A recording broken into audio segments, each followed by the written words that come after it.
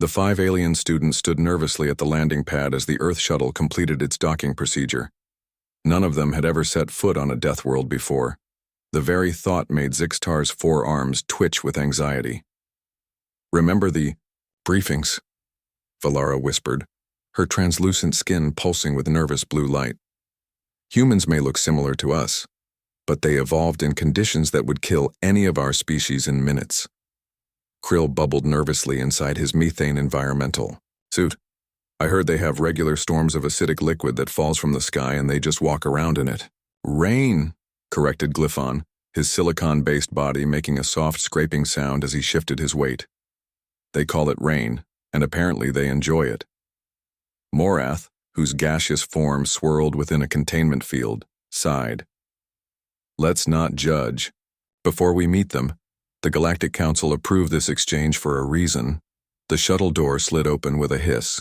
5 human cadets stepped out, standing straight in their crisp blue uniforms. The aliens immediately noticed how solidly the humans moved, as if the planet's harsh gravity meant nothing to them. "Welcome to Earth and the Terran Military Academy," said a muscular human male who stepped forward first. "I'm Cadet Squad Leader John Miller. These are my fellow cadets who will be your guides during your stay." The human female beside him nodded. "Lisa Carter, Tactical Division. I'll be helping coordinate your schedule." A broad-shouldered human with an easy smile waved. "Daniel Wright, Weapons Specialist. Don't worry, I'm friendlier than my title suggests." "Amanda Fisher, Communications," said another female, her eyes bright with curiosity.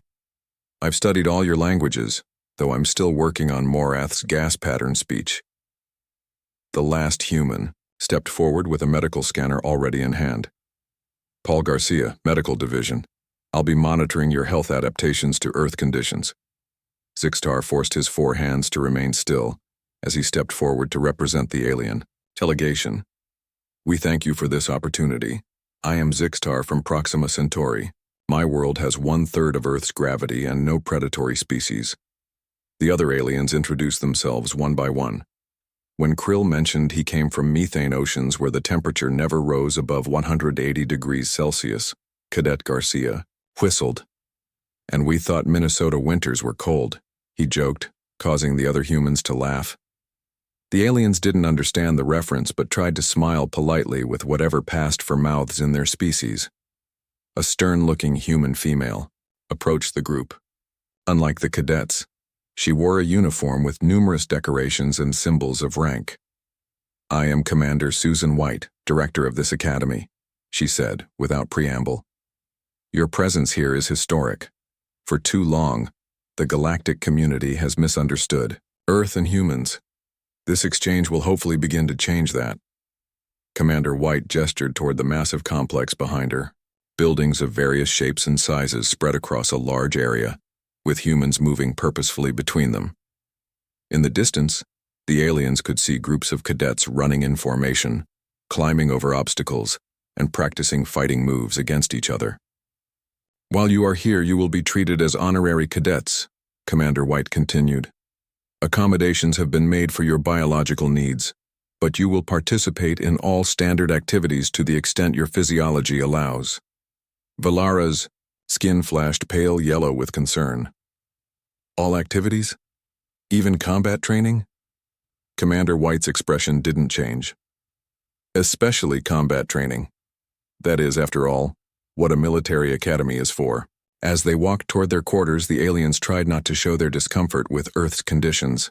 The gravity pulled at their bodies. The oxygen-nitrogen atmosphere, while adjusted through their personal filters, felt thick and strange. Even the sunlight seemed harsh and dangerous. "You'll get used to it," Lisa said, noticing their struggle. "The first week is the hardest." "How do you live in these conditions?" Glyphon asked, his crystalline structure already showing stress fractures from the gravity. John shrugged. "This is nothing. Wait until we have thunderstorm training next week." The aliens exchanged horrified glances. They had read about Earth's electrical atmospheric discharges, but couldn't imagine training during such events. Their quarters were a modified section of the freshman dormitory. Each room had been specially equipped for their unique biological needs. Krill's room was a sealed chamber filled with liquid methane. Morath had a zero-gravity field where his gaseous form could rest without containment. Zixtar had a low-gravity, sleeping pod with 4 separate appendage rests for his arms. Glyphon's room featured a silicon regeneration bath. Valara's quarters were lined with psychic dampeners to prevent her telepathic abilities from being overwhelmed by thousands of human thoughts. The cafeteria has been stocked with food compatible with your digestive systems, Paul explained as he checked each room's environmental controls. Though I recommend trying some human foods that your species can process. Cultural exchange includes cuisine. After settling in, the aliens gathered in a common room with their human guides. The awkwardness was palpable. 2 groups, evolved on completely different worlds, trying to find common ground. So, Daniel said, breaking the silence, is it true that on Kepler 62F you can shatter a predator by singing at the right frequency? Glyphon's crystalline form vibrated with surprise. That's an ancient defensive technique no one has needed for millennia. How did you know about that? I study weapons systems of all species, Daniel said with genuine interest. What works, what doesn't, and why? Weapons. Morath's gas pattern shifted in what the translator indicated was disapproval. Always humans focus on weapons. Amanda intervened quickly. We focus on understanding. Earth has over 8,000 species that could kill a human. We had to understand threats to survive. 1,000? Valara's skin turned white with shock. And you still became the dominant species? John smiled grimly. We're not the strongest or fastest, but we're very good at surviving things that should kill us. As if to emphasize his point, an alarm suddenly blared throughout the complex. The human cadets immediately stood at attention. Other cadets rushed past the common room door. What's happening? Zixtar asked, his forearms flailing in alarm. Just a drill, Lisa explained calmly. Probably a simulated attack on the academy. Standard procedure. You practice being attacked? Krill bubbled nervously inside his suit. Paul nodded.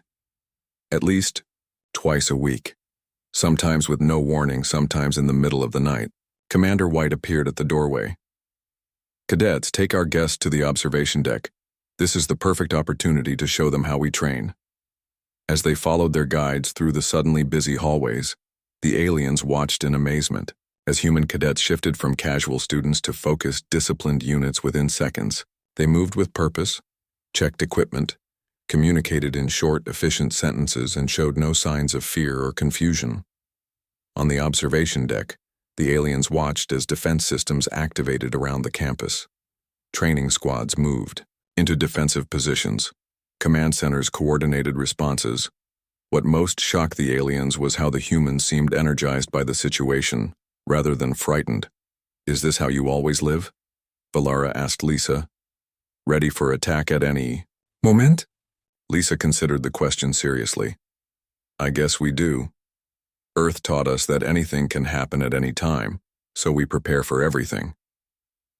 As the aliens watched the humans efficiently respond to their simulated crisis, they began to understand something fundamental about these Deathworlders. Humans didn't just survive their harsh planet, they had embraced its lessons and turned them into strengths, and they hadn't even seen the live ammunition training yet. The alien students struggled through their first week at the Terran Military Academy. Earth's gravity made each step feel like walking through thick mud. The constant noise of thousands of human minds gave Valara headaches despite her psychic dampeners. Krill's environmental suit needed constant adjustments to handle the temperature fluctuations. Glyphon's silicon body developed tiny cracks from the stress.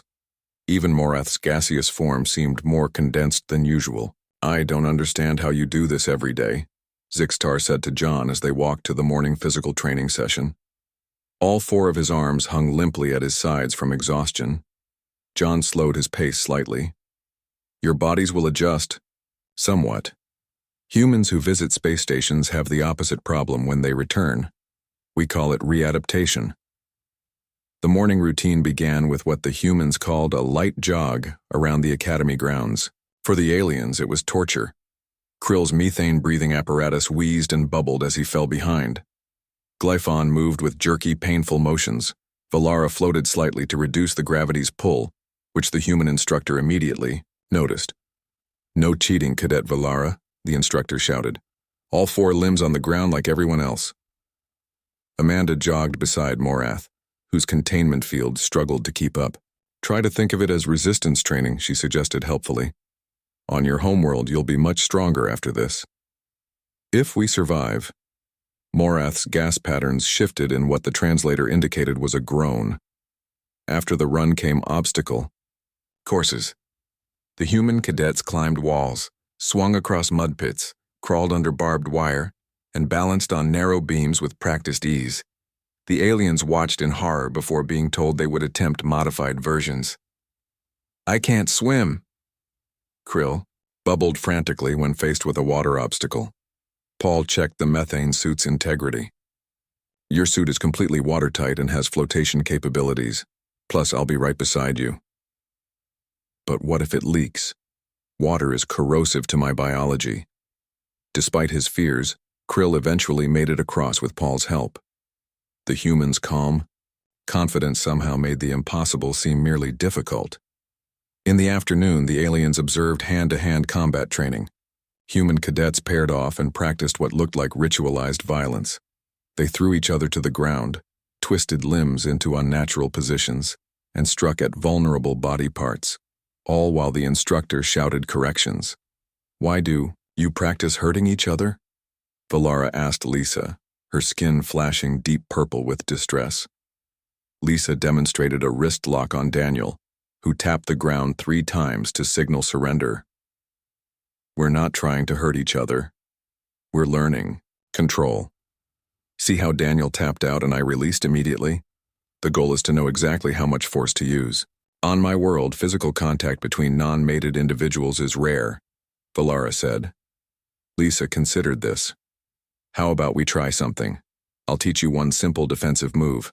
If someone grabs your arm, you can break the grip without hurting them." After considerable coaxing, Valara allowed Lisa to show her the technique. To her surprise, successfully breaking Lisa's grip gave her an unexpected feeling of accomplishment. That evening, the human cadets invited their alien counterparts to what they called a recreation room. Inside were screens showing moving images of humans engaged in various activities from racing vehicles to exploring space. "What are these?" Zixtar asked, all 4 eyes wide as he watched humans in colorful outfits fighting with energy weapons. "Movies and video games," Daniel explained. "Entertainment. This one's called Star Crusaders. It's fiction, not real." The aliens gathered around, fascinated and horrified as human characters on the screen fought, bled, and sometimes died, all for entertainment. "You find pleasure in simulated death?" Glyphon's crystalline structure vibrated with confusion. "It's not about the violence," Amanda explained. "It's about the story, the challenges the characters overcome. The stakes have to be high for the victory to mean something." The aliens tried some simple games with mixed results. Zixtar's forearms gave him an advantage in a driving simulator. Morath was surprisingly good at a strategy game. Valara refused to play a shooting game, but became interested in a puzzle-solving adventure. After recreation time, the aliens returned to their quarters, exhausted but with a slightly better understanding of their human hosts. "Their contradictions," Valara said to her fellow aliens as they gathered in their common room. "So physically aggressive yet careful not to cause actual harm. I think they're constantly preparing." Morath swirled thoughtfully in his containment field. "Everything is training for something else." The next morning brought a new challenge, a formal human meal called breakfast.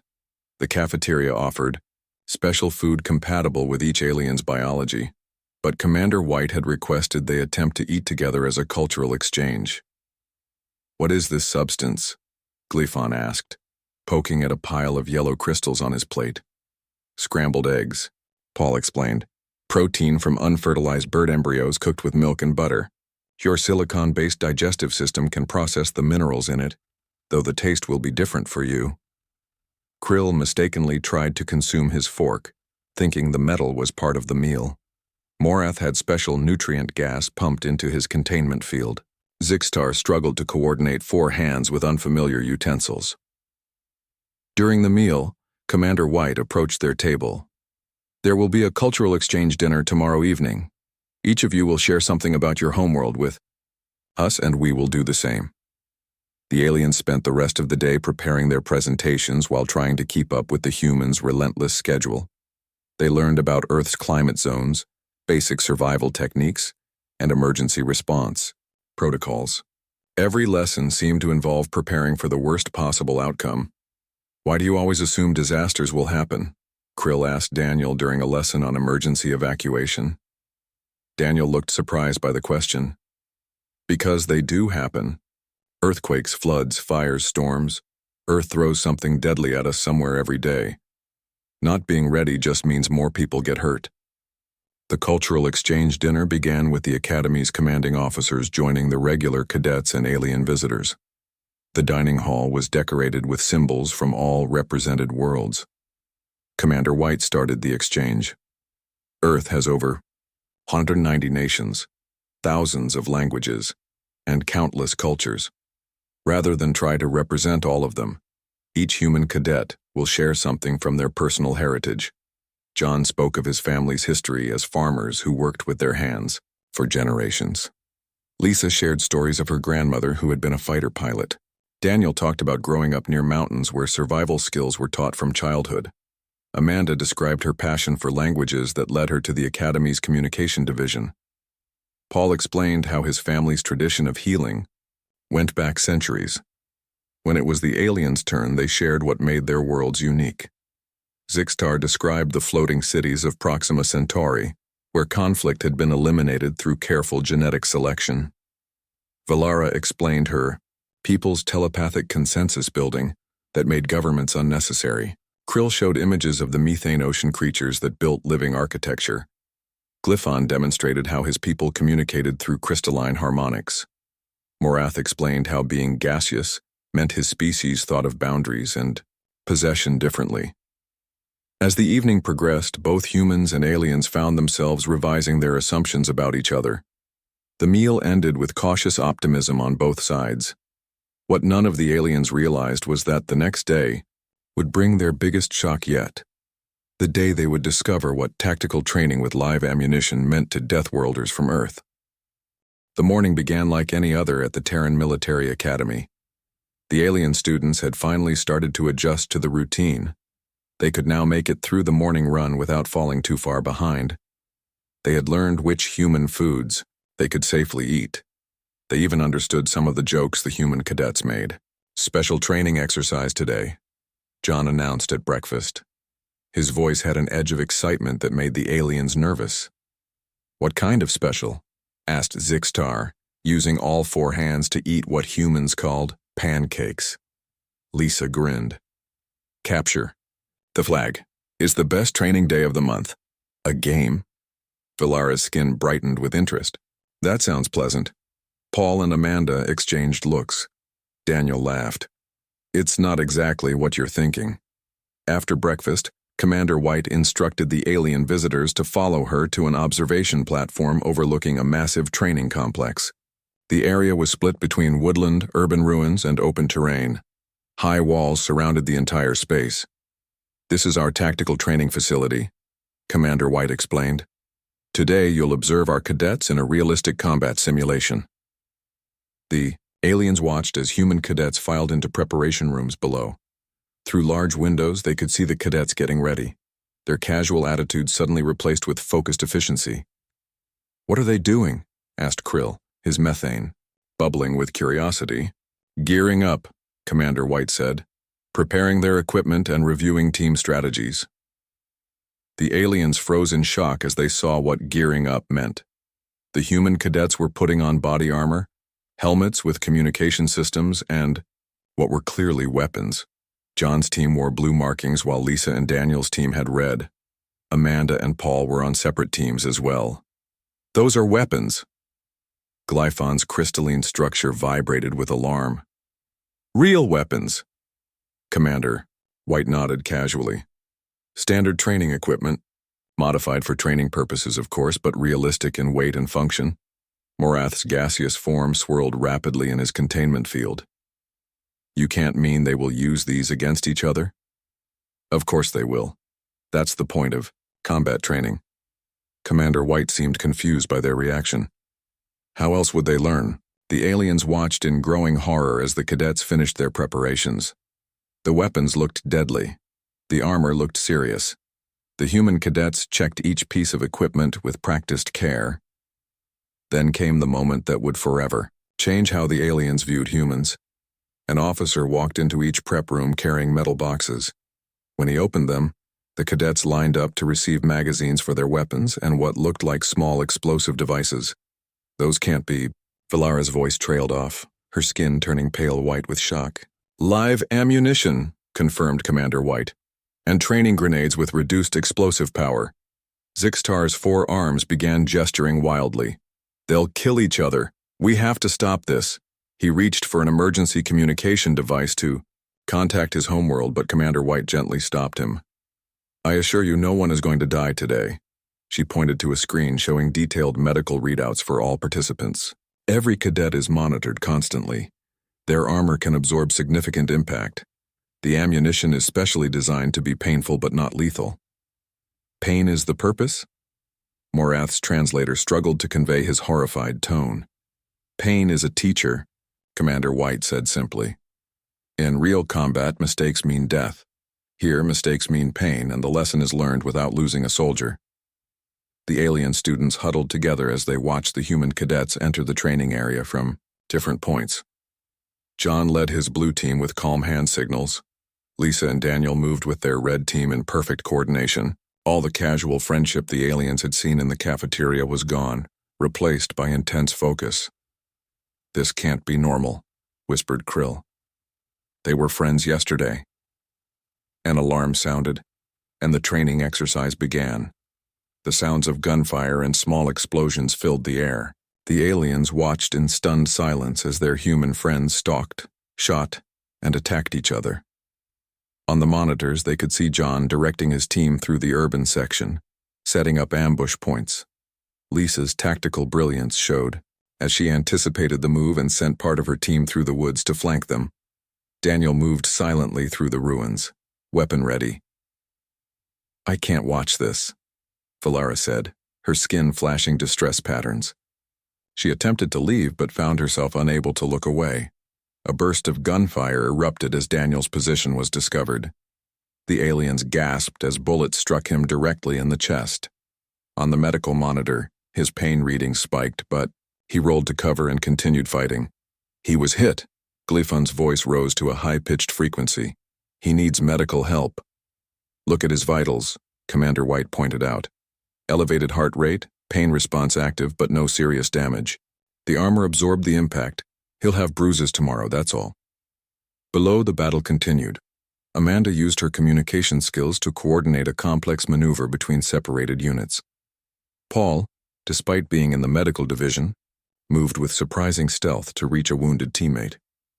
The aliens watched as John was killed when 3 opponents cornered him. His armor registered multiple hits and a referee instructed him to lie down, simulating death.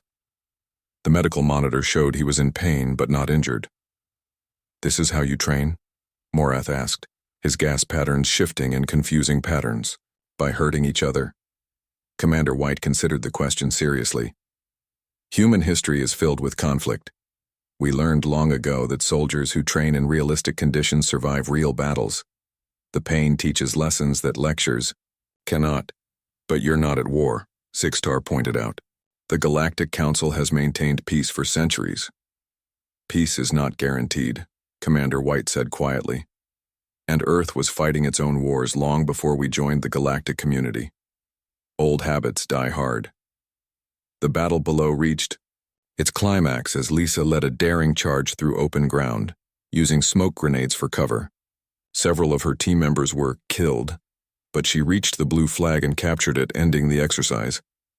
As the alarm sounded to signal the end of training, the aliens expected the human cadets to remain enemies. Instead, they watched in confusion as the dead stood up. Teammates helped opponents to their feet, and everyone began laughing and discussing the exercise. Daniel clapped John on the shoulder. That ambush was perfect. I never saw it coming until it was too late.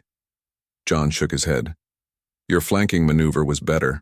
Lisa's plan worked perfectly. Lisa herself was already discussing improvements with her team. We lost too many people on that final push. Next time we need better cover. The alien students could not reconcile what they were seeing. These humans had just been shooting each other, causing real pain, and now they were friendly again as if nothing had happened. Commander White led the aliens down to meet the human cadets as they removed their armor and secured their weapons. How can you do this? Valara asked Lisa directly. How can you hurt your friends and then act like nothing happened? Lisa looked genuinely confused by the question. The pain is temporary. The lessons are permanent. Next time I might have to make these decisions with real lives at stake. You actually want this? Krill's translator conveyed his disbelief. Want isn't the right word, Paul explained as he checked another cadet's bruised ribs. We accept it, as necessary. Earth taught humans that being unprepared costs lives. As the alien students tried to process what they had witnessed, Commander White received an urgent message. Her expression became serious.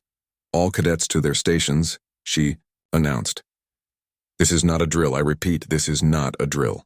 The human cadets immediately snapped back into their focused battle mode, moving with purpose toward their assigned areas. Their alien visitors stood frozen, not understanding what was happening. What does not a drill mean? Asked Zixtar. With growing alarm, John paused before running to his post. It means the training is over and now it's real. Alarms blared throughout the Terran Military Academy. Red lights flashed in every hallway. The human cadets moved with practiced efficiency, all traces of their earlier friendliness replaced by focused determination. The alien students stood, frozen, unsure what to do. What's happening? Zixtar asked, all forearms trembling. Commander White checked her communication device. Environmental system failure in the East Wing. That's where your quarters are located. She turned to the aliens with deadly seriousness. The atmospheric conditions are rapidly becoming dangerous for non-human biology. My backup methane supply is in my room. Krill bubbled with panic. Without it, my suit will run out of breathable atmosphere in 3 hours. All my stabilization equipment is there too, added Glyphon, his crystalline structure already showing stress fractures. Commander, White nodded to John, who was waiting nearby for orders. Take a team and secure the alien quarters. Retrieve their essential equipment. Yes, Commander. John turned to the aliens. What exactly do you need, and where is it located in your rooms? As the aliens described their vital equipment, the human cadets listened carefully and took notes. There was no confusion, no argument about the danger. They simply accepted the mission. That section is filling with nitrogen-heavy atmosphere, Paul noted as he checked environmental readings on a tablet. Humans can survive it for about 10 minutes with proper breathing techniques, but it will be uncomfortable. We trained for this last month, Lisa reminded everyone. Remember the toxic gas drill? Same protocols. The aliens watched in amazement as their human guides transformed before their eyes. John organized the rescue team with hand signals and short commands. Lisa pulled up building schematics and planned the most efficient route. Daniel checked emergency breathing equipment. Amanda coordinated communication channels with the command center. Paul prepared medical kits for potential injuries. You're really going in there? Valara asked, her skin pulsing with concern. The atmosphere will hurt you. That's why we train, John said simply, as if that explained everything. The rescue team moved out, leaving the aliens with Commander White in the command center. On large screens, they could track the team's progress through the building. Vital. Sign monitors showed elevated heart rates but no serious distress yet. I don't understand, Morath said, his gas patterns swirling anxiously in his containment field. Why risk human lives for our equipment? We could request replacements from our homeworlds. Commander White's expression remained steady. Because that's not what we do. We don't leave anyone's needs unmet if we can help it. On the screens, they watched as the rescue team reached the contaminated section. The air was visibly different.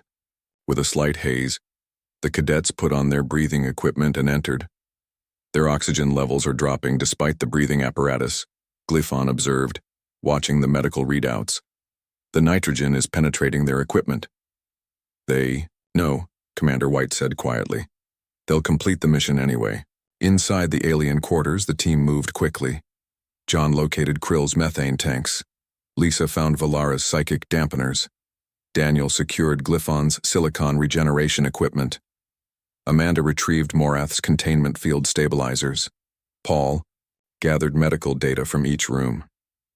The aliens watched as the vital signs of their human friends began to show increasing stress. Oxygen saturation dropped. Heart rates climbed. Warning indicators flashed on the medical monitors. They need to get out now, Zixtar said with growing alarm. The nitrogen levels are becoming dangerous. They know their limits, Commander White assured him. Trust their training. On the screen, they could see the rescue team gathering the last pieces of equipment. Suddenly, part of the ceiling collapsed, blocking their planned exit route. Without hesitation, John directed the team to an alternative path they had identified during training exercises. How did they know that would happen? Krill asked, his methane bubbling rapidly with anxiety. We didn't, Commander White explained. But we train for unexpected obstacles. Nothing ever goes exactly as planned. The team reached a security door that wouldn't open due to the emergency lockdown. Daniel quickly removed a panel and rewired the system, a skill he had learned in weapons training that transferred perfectly to this new challenge. The same principles apply to many systems, Commander White noted, seeing the aliens' surprise. That's why our training covers so many scenarios. Finally, the rescue team emerged from the contaminated section, carrying all the essential equipment. Their faces were flushed and they were breathing heavily as they removed their masks. Medical staff immediately checked their condition, while technicians secured the alien equipment.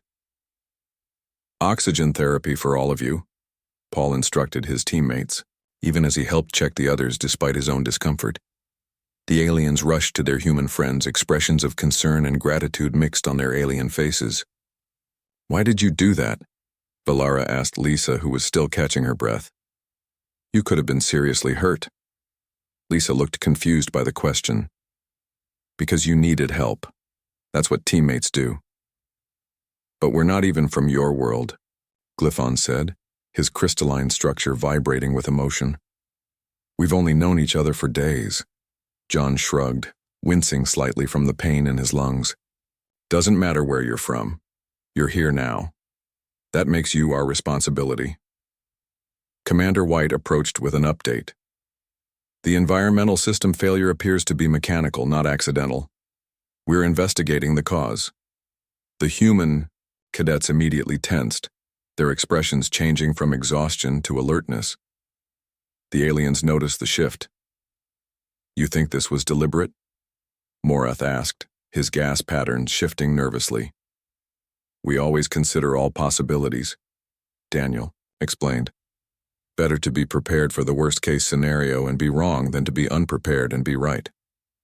As the alien students watched the humans recover and immediately begin planning for potential threats, something fundamental shifted in their understanding of these Deathworlders. The training with live ammunition, the constant drills, the preparation for disasters, all of it suddenly made sense. This is why you train the way you do, Zixtar said slowly, realization dawning. The pain during training prevents greater pain during real emergencies. Amanda nodded. Exactly. Every bruise from training is a lesson that might save a life, when it really matters. As the day continued, the aliens observed the humans from a new perspective. They watched as the rescue team, despite their recent exertion and oxygen deprivation, joined the investigation into the environmental system failure. They saw how the lessons from combat training applied directly to crisis response. They noticed how no human complained about discomfort or danger. That evening, as they gathered in a temporary common room, the atmosphere between the aliens and humans had changed. The distance created by cultural differences seemed less important. Now, I sent a message to my homeworld today, Valara said quietly. I told them we had been wrong about humans. Wrong how? Lisa asked, We thought your combat training and constant preparation for disaster meant you were paranoid and violent, Valara explained, her skin glowing with a soft blue light of understanding. Now I see it's the opposite. You train to protect others, not just yourselves. John looked embarrassed by the praise. It's just how we survive on Earth. Always has been. No. Morath disagreed, his gas patterns forming what the translator indicated was a smile. It's how Deathworlders become the kind of people who rush into danger for others without hesitation. As the investigation continued into the night, a new respect grew between the species. The aliens began to see that the harsh training they had witnessed was not about violence, it was about survival. Not just the survival of humans, but the survival of anyone the humans considered under their protection. The next day would bring new challenges as the investigation revealed the true nature of the environmental system failure, and the aliens would have their own opportunity to prove that they too had valuable skills to contribute to the crisis. Morning brought troubling news to the Terran Military Academy. Commander White called both human cadets and alien students to an emergency briefing. The environmental system failure was not an accident, she announced, her face grim. Someone deliberately sabotaged the controls. We believe it was aimed specifically at our alien visitors. The room fell silent. The human cadets automatically moved closer to their alien counterparts in a protective formation that seemed completely natural to them. Who would do such a thing? Krill bubbled nervously inside his methane suit. We have anti-alien groups on Earth, Lisa explained quietly. People who fear what they don't understand. We call them xenophobes. Commander White continued. We've identified the saboteur as a maintenance worker with connections to an isolationist group. He's been apprehended, but our system scan shows he planted additional sabotage devices throughout the academy. What kind of devices? John asked, immediately shifting into tactical mode. Programs set to trigger cascading failures in life support, power systems, and security. Commander White looked at each person in the room. We need to find and neutralize all of them before they activate. The human cadets immediately began organizing search teams. The aliens watched, still amazed at how quickly humans shifted from casual conversation to crisis response. What can we do to help? Zixtar asked, his forearms gesturing with determination. This is our academy too now. The humans paused, then John nodded. You each have unique abilities that might help us. The academy was divided into search zones. Each alien was paired with human cadets based on their abilities. Zixtar's forearms allowed him to check multiple systems simultaneously. Valara's telepathy could detect hidden human presences that might be additional saboteurs. Krill's methane-based biology made him immune to certain gases. Glyphon's crystalline structure could detect electronic signals. Morath's gaseous form could slip through tiny spaces to reach hidden areas. Remember your training, Commander White told the human cadets. Then she turned to the aliens. And remember what you've learned from watching them. The team spread throughout the academy. In the command center, they could communicate with each other and coordinate their efforts. Zixtar worked with John to check mechanical systems. His forearms moved rapidly across control panels, following John's instructions. I found something, Zixtar called out, his upper right hand pointing to an unusual connection. This doesn't match the schematics. John examined it carefully. Good catch, that's a remote trigger device. He showed Zixtar how to safely disconnect it. Your extra arms just saved us at least 10 minutes. Time matters in a crisis. In another section, Lisa and Valara searched the living quarters. Valara's skin flashed with concentration as she extended her telepathic senses. There's someone hiding in that storage room, she whispered to Lisa. Their thoughts are violent. Lisa immediately called for backup and approached the door with her weapon ready. Academy security, come out with your hands visible. When the hidden accomplice tried to escape through a back entrance, they found Daniel waiting for them. The training with live ammunition had taught him exactly where to position himself. Krill discovered his methane environment gave him an advantage when a sabotaged system released nitrogen gas into a section. While the human cadets had to wear breathing apparatus, he could move freely and locate the source of the leak. The humans trained for this, he told himself, pushing through his fear. I can be brave too. Glyphon's silicon-based biology allowed him to interface directly with electronic systems in ways humans couldn't. Working with Amanda, he detected subtle programming changes that would have caused life support to fail throughout the academy. My crystalline structure resonates with the electronic frequencies, he explained as Amanda watched him work. I can feel the wrong patterns.